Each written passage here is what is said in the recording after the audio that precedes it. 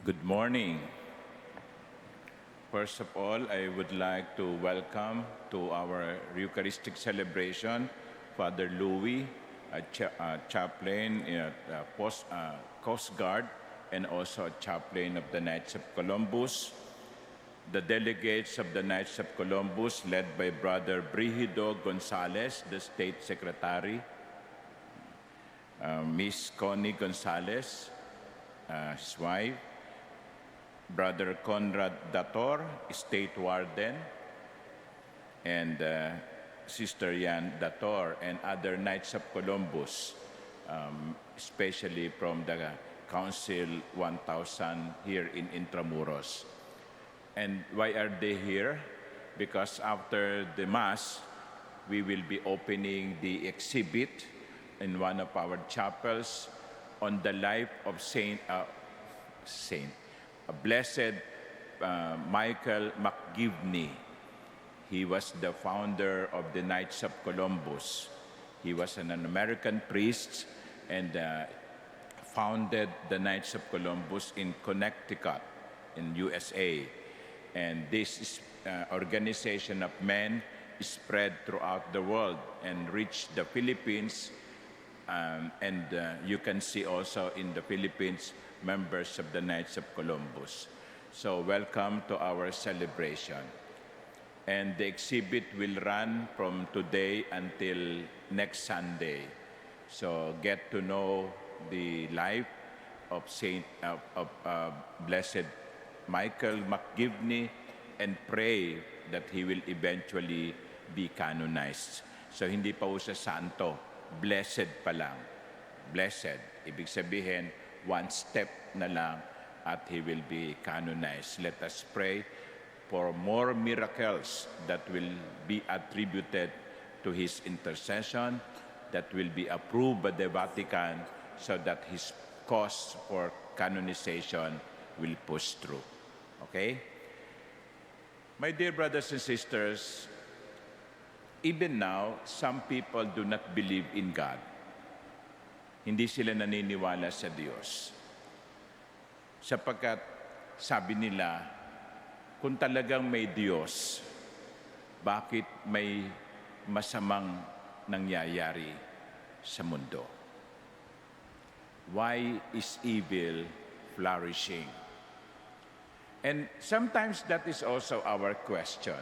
We believe in God, yes, but sometimes we ask the Lord, why?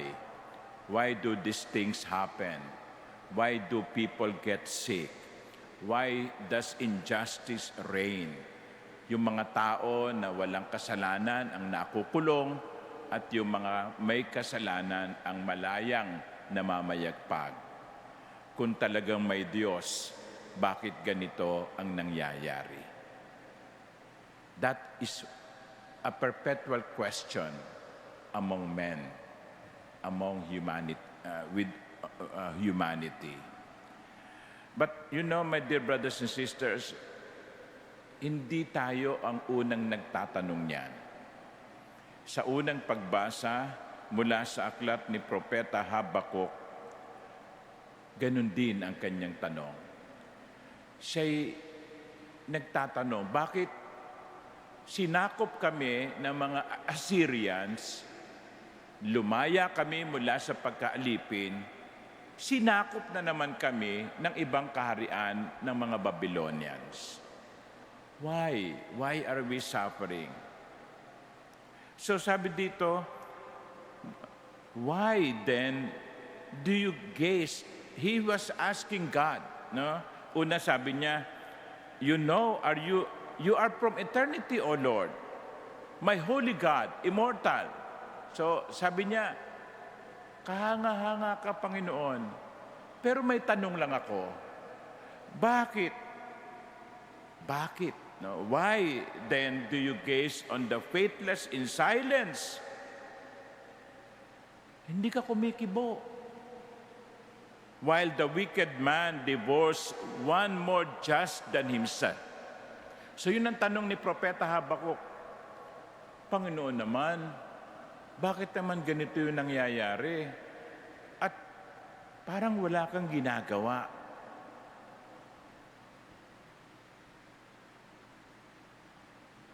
Kung titingin tayo sa ating paligid, posible din ganun na maging tanong natin eh.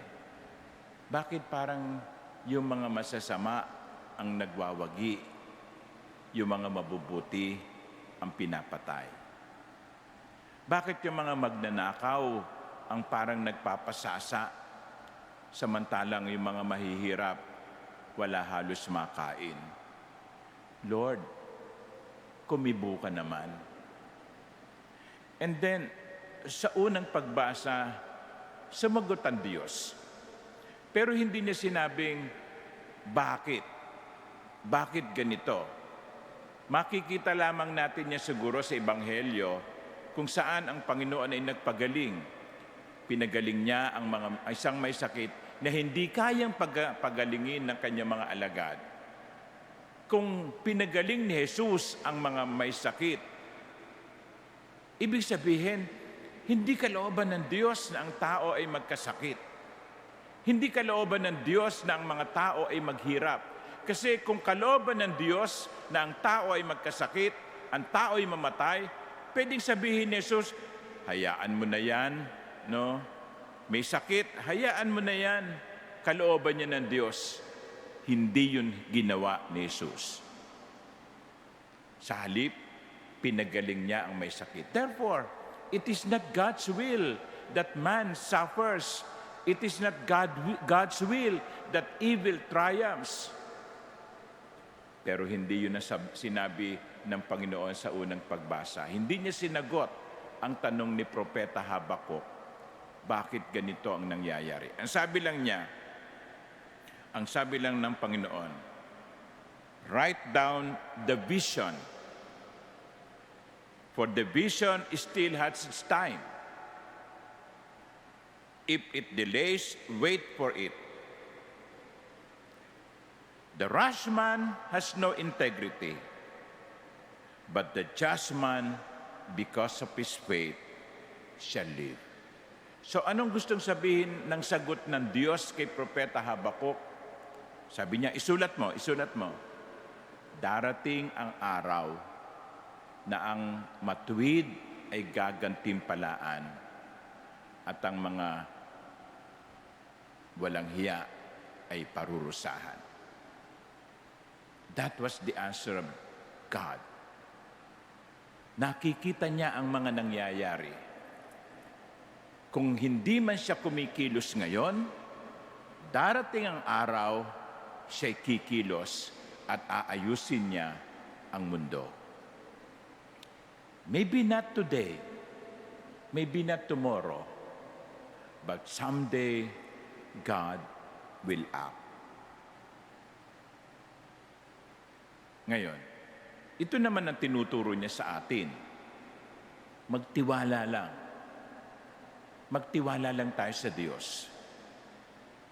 Manalig lamang tayo sa Diyos na hindi siya natutulog. Hindi siya natutulog. Nakikita niya ang mga nangyayari. At sa tamang panahon, ang Diyos ay kikilos. I hope that makes your day. No? Kasi kuminsan talaga nakakapanghina ng loob. Bakit ganun? Bakit parang walang katarungan sa mundo? Bakit yung mga makasalanan hindi napaparusahan? Alam nyo, lagi ko nalang sinasabi sa sarili ko, may araw din kayo. I think that is the message of the first reading. May araw din kayo. Amen.